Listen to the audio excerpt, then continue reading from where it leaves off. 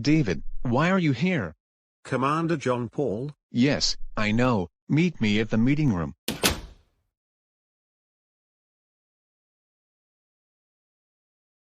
On February 24, 2022, Russia invaded Ukraine in a major escalation of the Russo-Ukrainian War, which began in 2014. The invasion has likely resulted in tens of thousands of deaths on both sides and caused Europe's largest refugee crisis since World War II, with an estimated 8 million people being displaced within the country by late May as well as 7.8 million Ukrainians fleeing the country as of November 8, 2022. Within 5 weeks of the invasion, Russia experienced its greatest emigration since the 1917 October Revolution. The invasion has also caused global food shortages. Following the 2014 Ukrainian Revolution, Russia claimed to have annexed Crimea, and Russian-backed paramilitaries seized part of the Donbas region of southeastern Ukraine, which consists of Luhansk and Donetsk oblasts, sparking a regional war. In March 2021, Russia began a large military build-up along its border with Ukraine, eventually amassing up to 190,000 troops and their equipment. Despite the build-up, denials of plans to invade or attack Ukraine were issued by various Russian government officials up to the day before the invasion.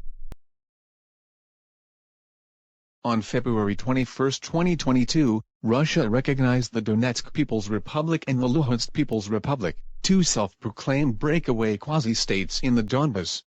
The next day, the Federation Council of Russia authorized the use of military force and Russian troops entered both territories. The invasion began on the morning of February 24, when Russian President Vladimir Putin announced a special military operation aiming for the demilitarization and denazification of Ukraine. Minutes later, missiles, rockets and airstrikes hit across Ukraine, including the capital Kyiv, followed by a large ground invasion from multiple directions.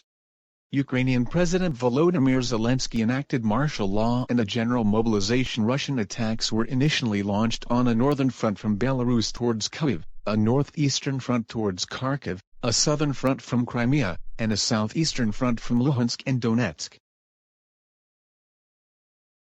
Russia's advance towards Kyiv stalled in March, with Russian troops retreating from the northern front by April. On the southern and southeastern fronts, Russia captured Kherson in March and then Mariupol in May after a siege. On the southern and southeastern fronts, Russia captured Kherson in March and then Mariupol in May after a siege. On April 19, Russia launched a renewed attack on the Donbas region, with Luhansk Oblast fully captured by July 3.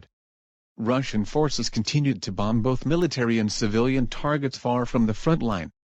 Ukrainian forces launched counter-offensives in the south in August, and in the northeast in September, successfully recapturing the majority of Kharkiv Oblast. So sorry to hear that, Commander John Paul, but even though we give respects to both Russia, Ukraine, and Belarus, the International Court of Justice ordered Russia to suspend military operations and the Council of Europe expelled Russia.